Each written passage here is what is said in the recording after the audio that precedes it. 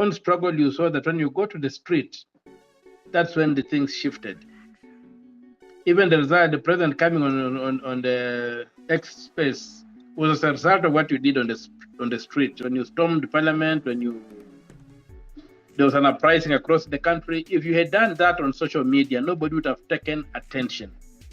Nobody would have paid attention. Senator, allow me to correct you. Yes. It was the social media, Hello? the social space, and the digital space that led to Yes. that. So Just repeat somebody. I missed you. You said allow me.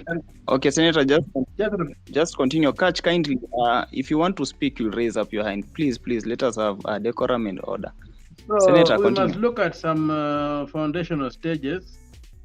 The Saba thing was responsible for removing Article 2A, which allowed multipartyism, which escalated into the clamor for a new constitution, which allowed the new constitution, which gives us the human rights that allow us to go out and do what you did and hold people accountable. Although that is still not available in terms of application, sometimes the law enforcement does not uphold the constitution, and many issues are done in violation of the constitution. The street for me remains the ultimate arena. Even when you go for elections, you go on the street to convince people that you have an agenda, and you sell it to people, whether you are cheating them, whether you mean it, but you go on the street and look for votes. So let us look at everything in terms of what value they bring to the struggle. It's not a narrative, it's not a single story. The struggle is an anthology. It's a collection of stories, a collection of efforts. Also, I want to differ that sometimes the people who are targeted and injured are sellouts or automatically become sellouts. It's not necessary. Some people have died, people have lost lives. And in this country, right from the likes of Mekatilili Wamenza, you come down to Mora, you come down to Akinahari Thuku, you come down to the Mau Mau, you come down to the various liberations, you come down to where we are today. Kenyans have lost life to achieve progress. Kenyans have had to stand up to the monster, face it in open daylight, and move the thing forward. Even so, in very developed countries like the US, wherever, when things become difficult, people go on the street to express their dissatisfaction with governance and other issues. So let us value the tools that we have, and let us not drop any of the tools we have. Let us use all the tools we have, depending on what the circumstances are. That's all that I'll pray. But I'm very happy that the Kenyan spirit of resisting, of fighting back, which begins with the likes of Mekatilili Wamenza, is still alive even in your generation. Every generation in this country has stepped forward and said no to oppression, no to exploitation, and no to bad governance in all its forms. And I'm very happy with what you have achieved. I'm very happy with what you have done. Sellouts will always be there. And if you look at some of us, at one point, we began being man solo, began acting alone, because you could not know whom you are going to battle with. You could not give your back to anybody because you didn't know whether he was an agent, whether he was looking for relevance or whatever. And so that will always be there. It should not demobilize us. It should not frustrate us. Just continue. If there are people who want to go for Saba, it's an important milestone in the history of this country, and it has been marked all along. Those who are there saw what kind of violence more you could unleash. The same violence which we thought we had overcome. We saw it again on the streets the other day being unleashed by our security forces. And I think going forward, we need now to, as a people, you need to understand that one thing is very important. Politics is how things are done. I've sat in parliament for close to 2 years now. I've always, all along, I have not been able to enter parliament. And it's a space that needs to be occupied in terms of not protesting. As a protester, I protested, we brought those pigs, even the word M-pigs, we are the ones who coined it with the Kinabodi Mwangi. But now you come to get inside and realize that you need more people with conviction inside Parliament than we have today. Because Parliament is a very powerful tool, but when it lands in the hands of people who are just self-seekers, who have no convictions, who have nothing to stand out with, it becomes a problem. When you come back to the finance bill, I began fighting the finance bill in 2018. I filed a petition number 253 of 2018. At that time, I don't know those who remember, but there was a time in this country when goods could disappear around budget reading time. Because as soon as the minister read the finance bill, it was not, as soon as the minister read the finance bill, it would take effect immediately without an input of Parliament. And there was something called the Provisional Collection of Taxes Act, which allowed that to happen. That then Parliament would come back later, sometime in September, October, to rubber stamp what the executive had done. I went to court to challenge that kind of arrangement whereby the executive was taxing Kenyans without the input of the legislature. Remember the Boston Tea Party? Remember the Boston Tea Party, where the clarion call was that there was no taxation without representation. So it's the representatives who really tax. It's parliamentarians who tax. The executive only proposes, and the legislature does the taxation, because the budget is an act of Parliament called an Appropriation Act, which must be introduced in Parliament, approved by Parliament, and signed into law by the President. It's Parliament which ultimately taxes Kenyans. The executive only proposes. So, when the finance bill was being enacted without representatives taking charge, the executive was basically taxing people without representation. And so the court agreed with me. It quashed that thing and required that the finance bill must be tabled in Parliament in a certain period, be subjected to public participation, and be approved. And that's how now we realize we are now where we are today, that you have had a chance to engage with the finance bill and fight it. Last year when I went to court to challenge the finance bill, not many people understood what I was doing. Not many people came up. But I'm happy with what the media did, what people on social media have done with this particular finance bill, and got the entire population of Kenya to understand that they were being scammed, that they were being robbed. And so going forward, we need to use this space, as you have it, to escalate our protest, to include professional interventions in sectors that are hurting us. We have a beautiful constitution, which we need to implement. And for me, one of the areas of implementing this constitution is by reviewing our legal framework. There are very many laws that are being applied on Kenyans, which are against the Constitution of Kenya, 2010, and need to be looked at and corrected. And if people would volunteer and engage in that space and say, okay, these are the laws of Kenya, how do they compare to the Constitution, and ferret out and expose those which are unconstitutional, we'll be very grateful. We need to look at our loans that have been borrowed. I've seen the president has put up this task force which is unconstitutional, to say that it's going to look at the various things. We need to reject those kind of things and insist that things are done. Let the Auditor General tell us, first of all, why she has not been auditing the budget all this time, yet the Constitution requires that auditing the public debts. The Constitution requires that to be done. If you look at the report of the Auditor General, an average report of the Auditor General, it's basically PR. Although occasionally you get some complaint about this and that, but largely it's PR. When I engaged with when I go to the Senate and I had had the opportunity to formally engage with the Auditor General's reports from across the country, and especially from Busia, knowing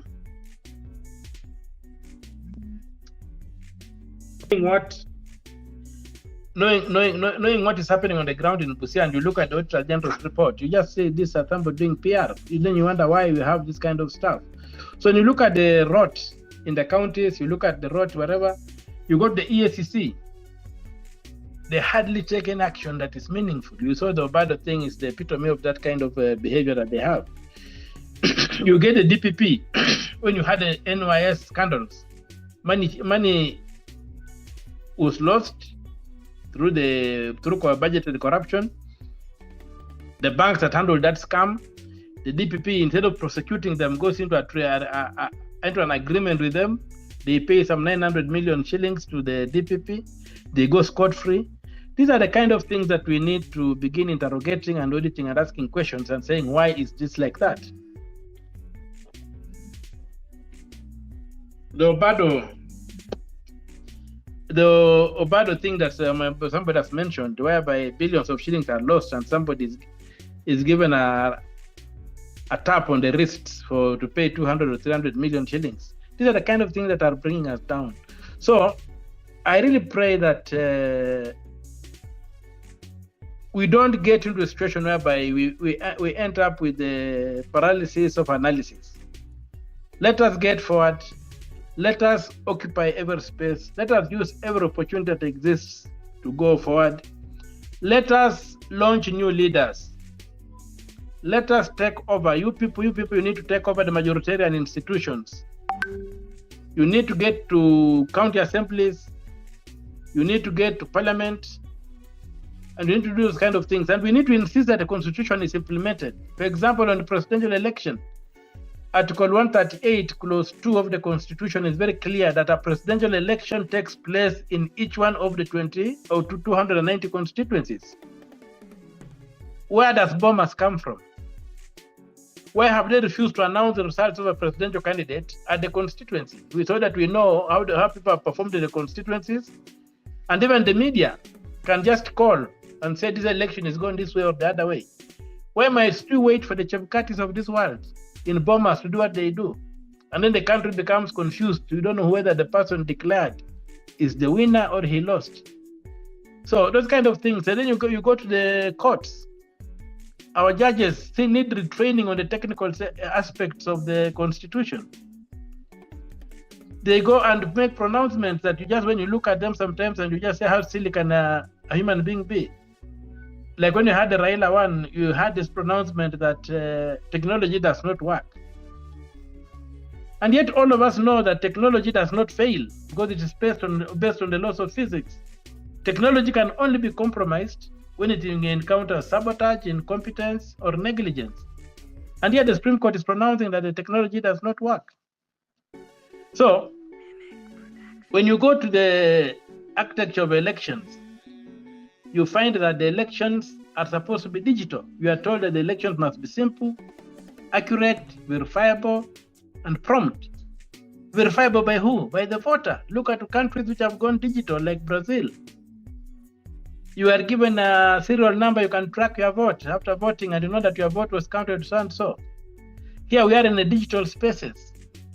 We have M-Pesa, I've got all these things, but characters want to still do elections in the manual way. You find that the Constitution does not provide for spoiled ballots. Yet the Supreme Court has invented that spoiled ballots can be there. And then questions that do they count or they don't count? You see. So we need to go back and look at our Constitution and implement the Constitution. We are complaining about public money being misused, people walking out with bundles of money. This money comes from nowhere but the Treasury. Yet, when you look at Article 251, the Treasury and the Ministry of Finance are separate and distinct. The Treasury is run by professionals, the Ministry of Finance is run by politicians to set up policy and whatever. But now, the Public Finance Management Act fuses these two things together.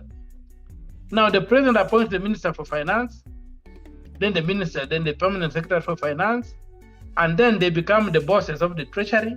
And therefore, the treasury becomes pocket money for the president. And the president and these politicians have unlimited access to this money. That's why they go about pronouncing themselves that we shall do this, we shall do that, as if there was no budget in parliament saying that in this financial year, public money will be used in this way. So we need to say that, go back to what the constitution says, separate the treasury from the politicians so that they don't have unlimited access to finances. So there are all these things that we need to look at and we need to fight for, and we need to ensure that they see the light of day. The constitution is violated in so many ways. That's why we are having this problem. Some do no good and then come up say that they want to amend the constitution, they want to do whatever. There's no problem with the law. The problem is with the human beings who refuse to obey the law. And every time we have got a problem, people tend to look to the law that we want to amend this one. No, the constitution is okay. Let us implement it. Let us make all the laws of Kenya aligned to it. And I'm telling you, we shall be able to move this country forward. We shall be able to achieve what is supposed to achieve. Court orders being disobeyed. I've won 3 cases against the state saying that boards of parastatals must be filled competitively so that people who have the competencies in the area and who are best suited for the place can be given the jobs. What do you have? They have disobeyed those orders. They are still appointing. People have failed in elections. They handpick relatives, friends, and dump them on the boards. If you go to any board in this country today of a parastatal, none of them is professional. The MDs have a problem. They have to keep on giving these people trips. They have to give them all manner of allowances. They have to allow them to make all manner of tenders and contracts.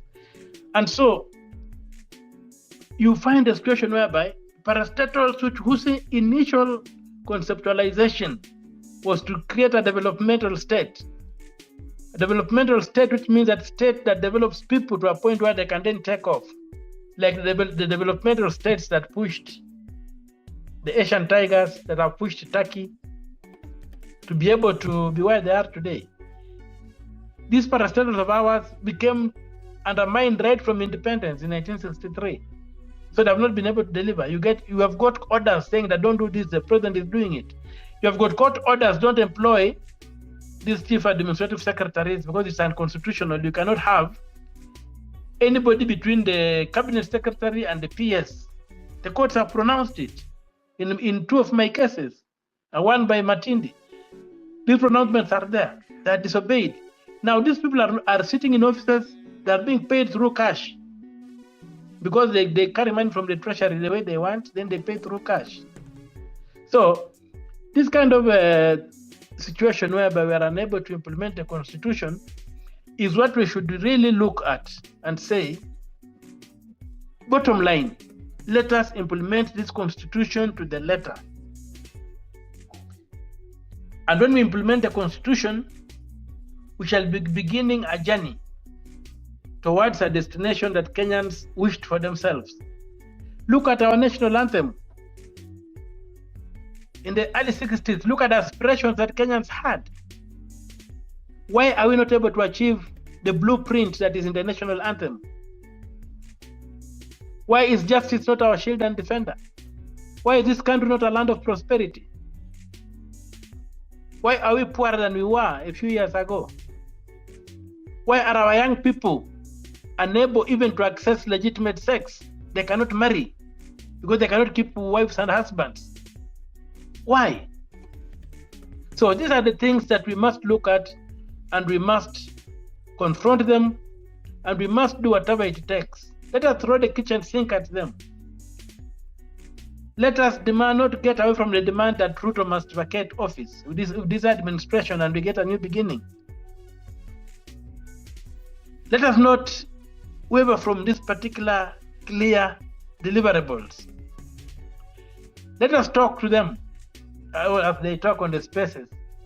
For those of our people who get compromised, that's up to them. Everybody has a melting point. But I know people in this country who have stood up to the stood up to the challenges, who have fought the good fight, and they still have conviction. But you people have better tools than we had. You people can call each other out without going through KBC. You don't need to be covered by the nation media. You can mobilize, you can organize. And please mobilize, organize, get registered as voters, as we push that the ID should be used as a voting device. Before we get there, get registered as voters so that you can choose the next crop of politicians. Because ultimately, politics is how things are done. Politicians are those who make decisions that affect all of us. And as Plato said, if good people don't engage in politics, they leave room for bad people to govern them. So I would really urge you young people to begin organizing among yourselves and see whom do we put where. But also you have seen young people who have been elected and they become vultures, worse than the old hyenas. So let us be able to vet our people. We know each other. You know somebody, if somebody is doing something for cash, it's very easy to tell. If somebody is doing something for conviction, it's also easy to tell. Let us have conviction. Let us also manage our lifestyle. Sometimes why people fall for these things is the kind of lifestyle they have. You get some little money, you buy a very big car, you can't run it, you must be corrupt, you must do all these funny things. And go back to the Bible. Look at the qualities of people who achieve in the struggles. Look at David. I always look at David and Goliath. David was a person of extreme faith. David was a person of great skill in terms of his sling and stuff. And David had integrity. So let us look at beyond integrity, let us look at the skills that are available. You have talked about education. Education must not remain for the rich. Kenya has got enough wealth to make education from nursery school to graduate to the first degree to be taxpayer funded. I don't use the word free. Free education is not like free education. A taxpayer funded education can be realized in this country. There's no reason why MPs should be given so much money in terms of bursary, governors bursary, MCS bursary, bursary. Why? Those monies are the people which have bribed politicians and compromised them. So let us take that money away from individuals. Let politicians who are in the legislature legislate and oversight and appropriate and represent. They should not execute. Let those who are elected to be executors execute under the supervision of legislators. Because this illicit money, they become slush funds, are the problem of this country. We are wasting so much money, we are losing so much money, and we are not able to govern this country the way it is supposed to be governed. Some courses are useless. Who said that divinity is useless? Who? All courses are important. Let us give the people a chance to study everything that they can study on earth. Let us open up to new ideas. Let us open up the young people to come and do what they can be. Because unless we do that, we are going to end up in more and more difficult situations. And I'm very, very happy that you young men and women came out in the manner you did. You're able to document most of your struggles. In our time, we did not have these smartphones and whatever, so you could hardly get proper documentations. You were beaten up, you were done whatever. Personally, I don't have 10 teeth in my mouth. My skull was broken up in 2 places, plastic there. But we had to continue fighting because we knew that others had paid a higher price. There are people who went to the grave because they went to the streets, because they demanded that Kenya can be a better place. The same demand that you are making. Let us do that. Let us come out in our numbers. And ultimately, let us not ignore the Kenyan street. Be it in elections, get out in your numbers, register as voters, make decisions. Be it at public participation forums, get out in your numbers, make the public participation realistic. And if you are ignored, get up in your numbers the way you did the other day and went on the street and pushed the bar and went over the top.